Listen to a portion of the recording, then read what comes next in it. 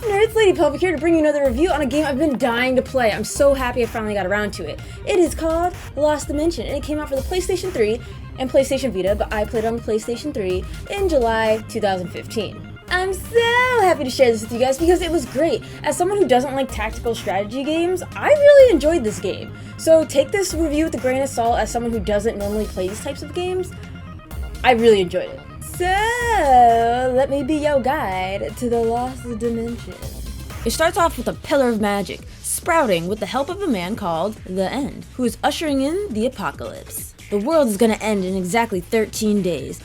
The government rendered helpless calls sealed, a group of teens with special powers called gifts.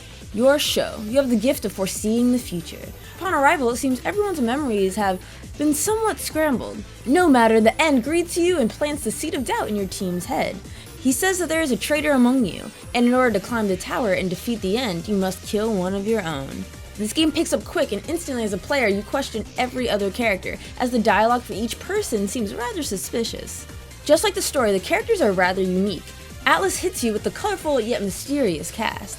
I think meeting 12 characters right off the bat may seem overwhelming, but the game does a good job showing you their personalities and slowly opening their individual stories up to you.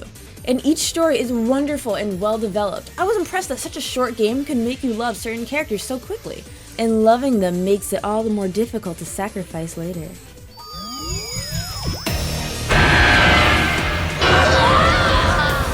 Lost Dimension is a tactical role-playing game. Now, I've never been into strategy games because I found them to be slow-paced, but man, you know what? This game makes me want to play more. The placement of certain characters' abilities to teleport, to float, character relations all play a role in the battlefield. Every character can move a certain amount before performing one action. Attacking using an item, a gift aka a spell, or deferring, meaning you give your turn to another character. Attacking from behind does more damage, and if other characters are in range of the enemy the controlled character is attacking, they can assist with attacks. If a character is in range, but the character doesn't like the controlled character, they will not assist. Note, the friendly fire is most certainly on. The assist and the friendly fire rules do apply to enemies, so be cautious, and be clever. There are also certain actions that cost sanity. If your character loses all their sanity, they go berserk, meaning they hit friend and foe alike, and their damage output just becomes insanely ridiculous.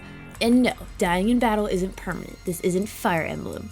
I also gotta let you know about the crappiest camera work ever. Like, when it's the enemy's turn, you can never see what's going on. Also, the PS3 version of this game, unfortunately, sometimes freezes after certain missions, which is unacceptable.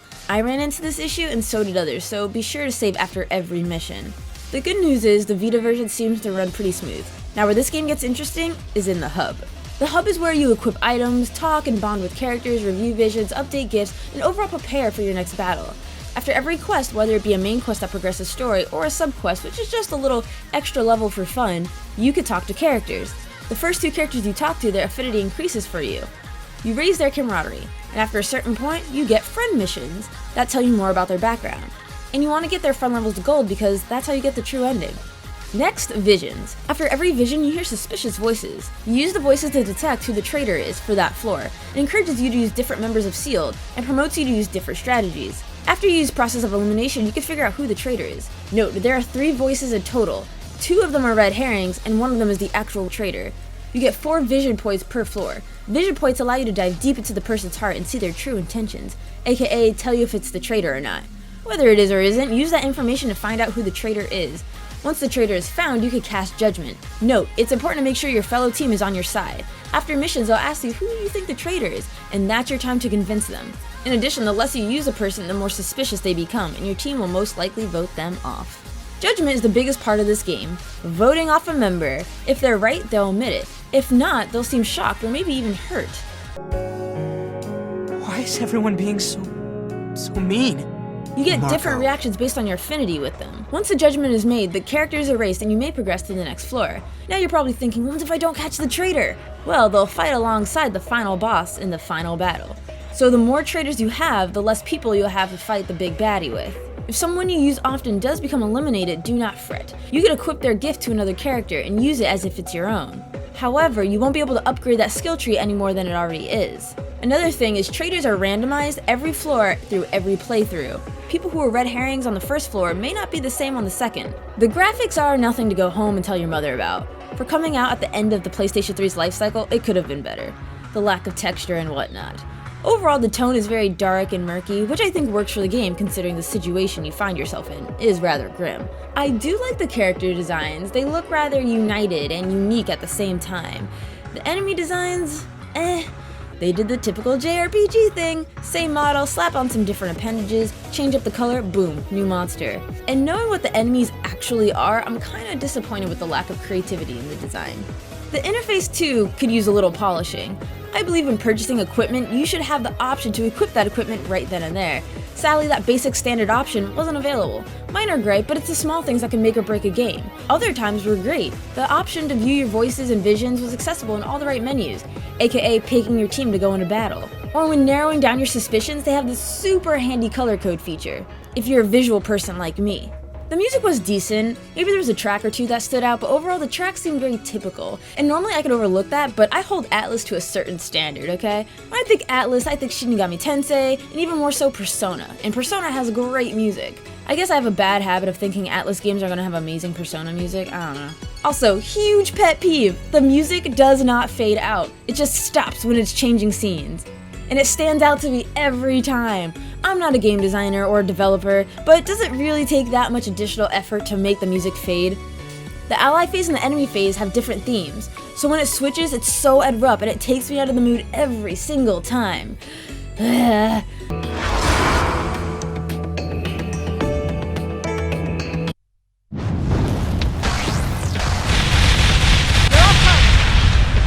Anyways, the best track is Origin, the second floor's music. It was chill, it was relaxing, and considering it was a garden, it was nice and peaceful sounding. So if you like soothing music, this is a must-have on your playlist.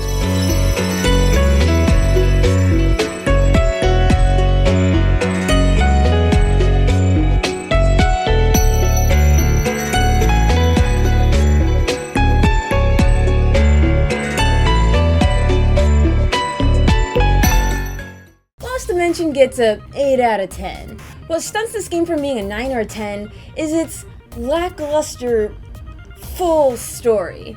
And in order to get the true story of this game, it requires a second playthrough, at least, sometimes 3. You have to raise the affinity of all the characters to their max. And that part's fine, but the end's reasoning for ushering the Age of Darkness into the world was just kind of bleh.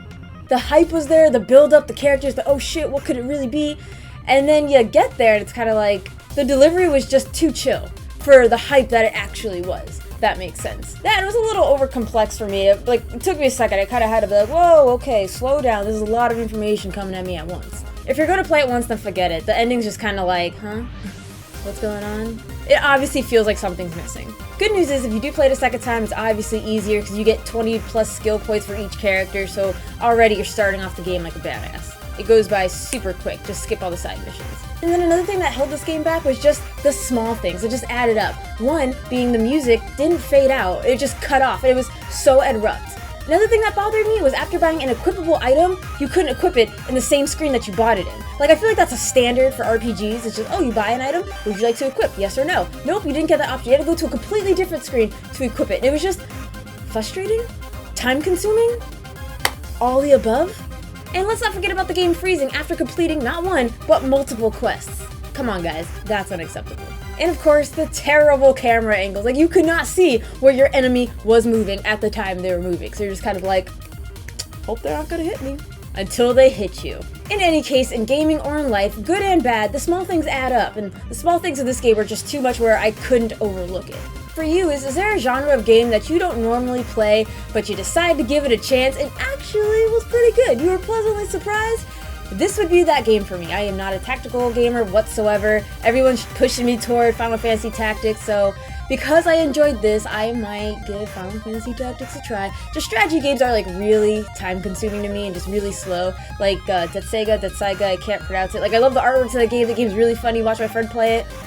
I just looked at it, I was like, I can't play it though. You can, but I cannot. I will lose my mind. Anywho, I would absolutely recommend you guys checking out this game. In short, this game has a fun bunch of characters, apply a unique traitor twist, and you got yourself an awesome game. The top box is more of my review, so if you like this one, be sure to click it. And the bottom box is my Let's Play channel. Drunk Mario Kart may be a thing in the near future, so look out for that. And be sure to check out my Twitter for rants, Facebook for links to gaming news and memes, Instagram for gaming pics and selfies. Mwah! Thank you all so much for watching. And just so you guys know, I bought a bunch more lipsticks, so prepare to see me with more crazy colors. Again.